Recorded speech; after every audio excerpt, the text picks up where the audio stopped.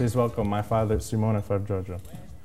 Well, I'm going to start you off with an easy question. What is your full name, and why did your parents select this name for you? My full name is Simone Pietro Fargiorgio, and I was named after my grandfather. Okay. Did you have a nickname growing up? Or? No, none. Nothing, just Simone? All right. Okay, so tell us where you were born and when. I was born in a town called Itri, which is about an hour and a half south of Rome, and about an hour from Naples. When? 957.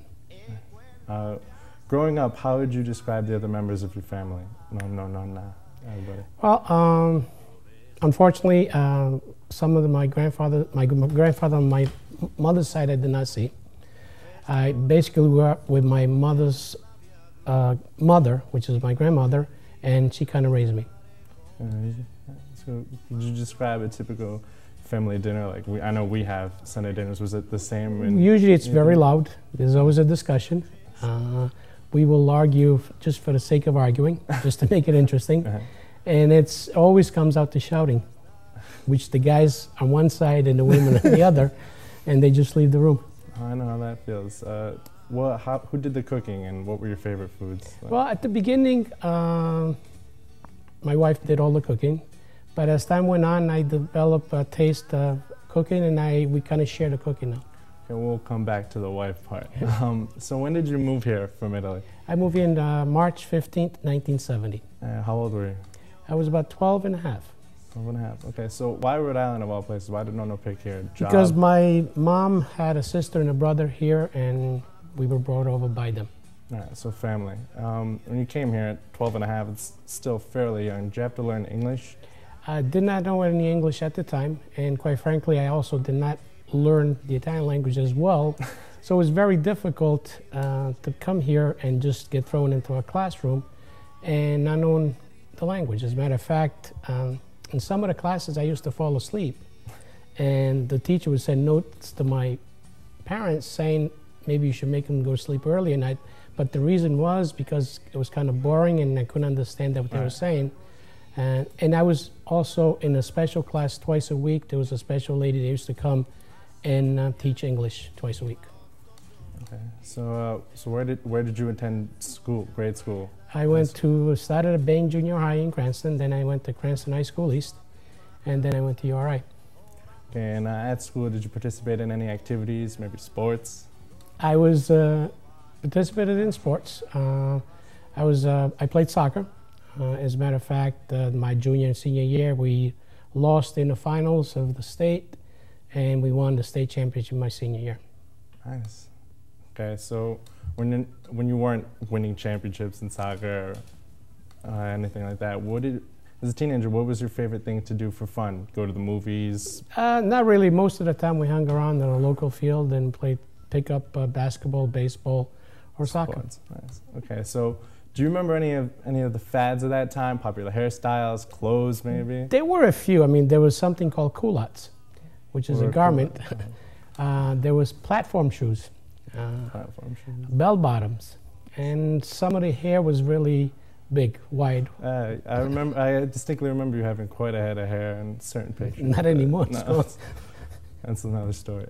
So now, also you grew up in the 70s. Was a great time for music, and I know you used to and still like to blast music as loud as can be, waking up neighbors, all the neighborhood, everything, family parties, even just by yourself. So I know you like to listen to both Italian and American music. So what were your favorite songs or artists? I still am predominantly, I listen to a lot of Italian music now, and that's probably my favorite. Back then, the music that I listened to would be Jethro Tull, nice. Grand Funk Railroad, Earth, Wind and Fire. A lot of rock, pop kind of things. Okay, so now here comes the story of the wife and all that. You've been married for over 25 years, so I'd like for you to tell me again, what is Mother's full name and when did you meet? My wife's name is Gaetana, maiden name is DiBiase. We met 1978. Where? We met here in Cranston. It's a funny story. And you want me to tell you about the story? Both me and my wife were born in the same town. Back in 1968, she immigrated to Canada, And in 1970, I immigrated to the United States with my family. Now you have to also understand that my wife's parents, the mother and my mother, lived next door to each other in Italy. My father and her father kind of grew up together in Italy too. As a matter of fact, my wife's grandfather was baptized a couple of my grandfather's kids. So it's a long story that took us 5,000 miles away, and then she came down here to Cranston to visit some relatives, and that's how we met. Okay, so you met and you started talking, but she lived in Canada and you lived here. So how did you guys communicate during that time? It was very hard. It was through the telephone. There was very little dating. Everything was done on the phone. We used to call on Sunday night and spend maybe an hour on the telephone. And a couple of times I was up there visiting, and a couple of times she came down here visiting. That's great. And so you wooing her on the telephone and, you know, talking. And so when you proposed, where did it happen and what was it like? When I proposed, we went to Canada. It was Christmas, and it was down in the basement of your grandparents' house. It was us and their family, and I actually put the ring inside one of the ice cubes and put her in a glass. And everybody knew that the ring was in there, but she didn't. So everybody kept saying, let's cheer, and lift the glass. But it took her a while, and finally she realized the glass was there with the ice. That's a great story. And you guys have been married for a long time, especially, you know, now everybody's getting divorced. So what do you think is the key to a successful marriage? Tolerance, the ability to kind of think the same way, what's good for the family, what needs to be done. I think we have the same kind of values. Maybe it's the old style values, but I think that's what it takes. And marriage is very hard. You have to work at it. I hear that a lot, but it's good to know you guys are still going strong. So now I know about your children, because I am one, but I mean, just tell me their names and, you know, maybe how did you choose the names? Well, the oldest is Adriana. She's married. She's living in Indianapolis. As a matter of fact, we're on our way there tomorrow. And some people say that she was named after my favorite singer in Italy. His name is Adriano Celentano, which you learn to appreciate when you were 6 months old. Then we have one child that passed away, and his name was Michele. And then there was Fabrizia, and then there was you, Guido. Guido. And my name comes from? Your name comes from, as my father did to me, he honored his grandfather, I honored my father with your name. So that was a family tradition naming? In Italy, yes. Is it the firstborn son, or is it the son's firstborn son? I was actually the firstborn of the Far Giorgio family, the first male, and I was named after the grandfather. And usually the first one is who gets named.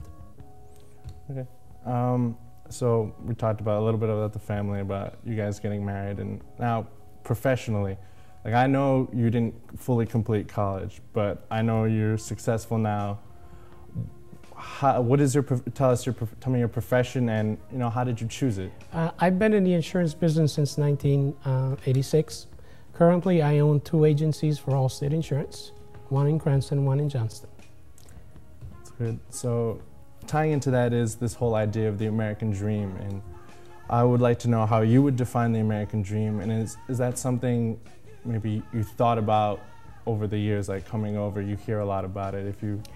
I absolutely do. I mean, every time I came here that did not know any English, and all I wanted is an opportunity for me to be successful. I think having played sports is a big part of it, why I'm successful. I'm very competitive. I know what I want, and usually I'm very goal-orientated.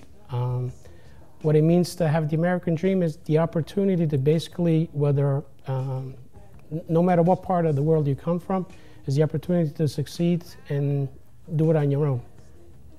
That's great. Couldn't really say it better myself. So that's it. I'd like to thank my dad for coming by and having this interview with me. And until next time, I'm Guido Far Giorgio.